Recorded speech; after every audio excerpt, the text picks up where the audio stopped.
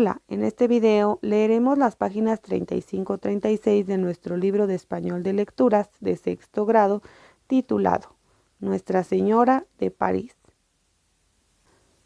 Nuestra Señora de París por Víctor Hugo.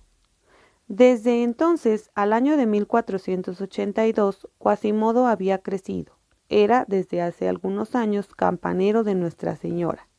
Es innecesario advertir al lector que no debe tomar al pie de la letra las imágenes que nos vemos obligados a emplear para describir este acoplamiento singular, simétrico, inmediato, casi consustancial de un hombre y un edificio. Es inútil decir también hasta qué punto se había familiarizado con la catedral en una tan larga y tan íntima cohabitación. Aquella morada le era propia, no tenía recoveco en el que Quasimodo no hubiera penetrado ni altura a la que no hubiera subido. Más de una vez había escalado varios pisos de la fachada, ayudándose únicamente de las salientes de tallas y esculturas. Las torres, por cuya superficie exterior se le veía trepar a veces como un lagarto que sube por un muro perpendicular, aquel par de gigantes gemelas, tan altas, tan amenazadoras, tan temibles, no le causaban vértigo, ni terror, ni vaídos. Viéndolas tan suaves bajo sus manos, tan fáciles de escalar, se diría que las había domesticado. A fuerzas de saltar, de trepar, de jugar entre los abismos de la gigantesca catedral, se había convertido, en cierto modo, en mono y en cabra montés. Como el niño calabrés que nada antes de saber nadar y juega desde muy pequeño con el mar. Además, no era solo su cuerpo el que parecía haberse moldeado según la catedral, sino su alma. ¿En qué estado estaba aquella alma? ¿Qué pliegue había tomado? ¿Qué forma había adoptado bajo aquella envoltura nudosa? En aquella vida salvaje, es cosa difícil de determinar. Quasimodo había nacido tuerto, jorobado, cojo. Tan solo a fuerza de paciencia, Frollo había logrado enseñarle a hablar, pero una fatalidad estaba unida al pobre Expósito. Compañero de Nuestra Señora, a los 14 años un nuevo defecto había venido a completarle. Las campanas le habían roto el tímpano, se había quedado sordo. La única puerta que la naturaleza había dejado abierta para su comunicación con el mundo se había cerrado bruscamente y para siempre. Al cerrarse, interceptó el único rayo de alegría y luz que penetraba todavía en el alma de Quasimodo. Aquella alma cayó en una noche profunda. La melancolía del desgraciado se hizo incurable y total como su deformidad.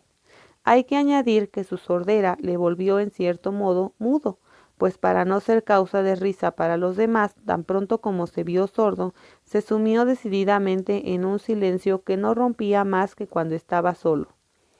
Ató para siempre aquella lengua que Claude Frollo había tenido tanto trabajo en desatar. Esto hacía que cuando la necesidad le obligaba a hablar, su lengua estuviese entumecida, torpe, como una puerta cuyos goznes están mohosos. Ahora bien, una vez que has leído la lectura, te invito a que realices las siguientes actividades de comprensión lectora. La primera de ellas es que busques en el diccionario y escribas el significado de las siguientes palabras: vaído, calabrés, expósito y goznes. Una vez que tengas el significado de estas palabras, reescribe las oraciones del texto en que aparecen estas palabras. Es decir, localiza dónde se encuentran estas palabras en el texto y después copia la oración en la cual están contenidas. Únicamente que no las copiarás tal cual, sino que ahora reemplazarás el significado que encontraste por esa palabra. Y finalmente, responde, ¿esta lectura te hace recordar alguna película? Si es así, ¿cuál y por qué? Pon pausa al video, realiza esta actividad y vuelvo en un momento para que comentemos tus respuestas. Ahora bien, es tiempo de comentar tus respuestas. La primera actividad que nos pide buscar en un diccionario y escribir el significado de las siguientes palabras nos quedaría de la siguiente forma. Un vaído es un desvanecimiento, es decir, una pérdida del conocimiento. también lo conocemos como desmayo. Calabres es relativo de Calabria, es decir, se refiere a las personas que habitan en la región del sudeste de Italia o bien a los habitantes como tal. Es decir, son personas que nacen en este lugar, llamado Calabria, que se encuentra en el sudeste de Italia. Expósito. Así se le conoce a un niño que ha sido abandonado por sus padres de recién nacido y que ha sido criado en un hospicio o en alguna fundación. Y un gozne se refiere a un herraje o a una bisagra. En este caso también podríamos conocerla como chapa. Ahora bien, vamos a reescribir las oraciones del texto en que aparecen estas palabras. Por ejemplo, en el caso de la primera, notarás cómo se menciona en nuestro libro de lectura. No le causaban vértigo ni terror ni vaídos. En vez de vaídos colocamos ni desvanecimientos. Y así ya queda un poco más claro el significado que tenía esta palabra dentro del texto. La segunda nos quedaría de la siguiente forma: como el niño de Calabria que nada antes de saber nadar. Recuerda que calabrés es una persona que ha nacido en ese lugar o lo relativo a ese lugar también. La siguiente nos quedaría: pero una fatalidad estaba unida al pobre abandonado. Recuerda que en este caso la palabra era expósito. También podrías haber colocado en esta parte huérfano. Y finalmente, como una puerta cuyas bisagras están mohosas.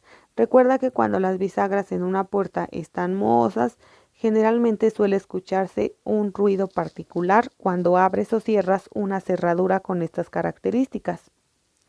Y finalmente, responde, ¿esta lectura te hace recordar alguna película? Y si es así, ¿cuál y por qué? En este caso, sí, nos hace recordar la película El jorobado de Notre Dame, porque es muy similar a la historia que se narra en esa película, cuyo principal protagonista es precisamente Quasimodo. Y bueno, esta fue nuestra actividad de comprensión lectora por el día de hoy. Espero que este video te haya sido de ayuda. Recuerda suscribirte, continuar leyendo y activar las notificaciones para que YouTube te avise cuando suba un nuevo video. Hasta la próxima.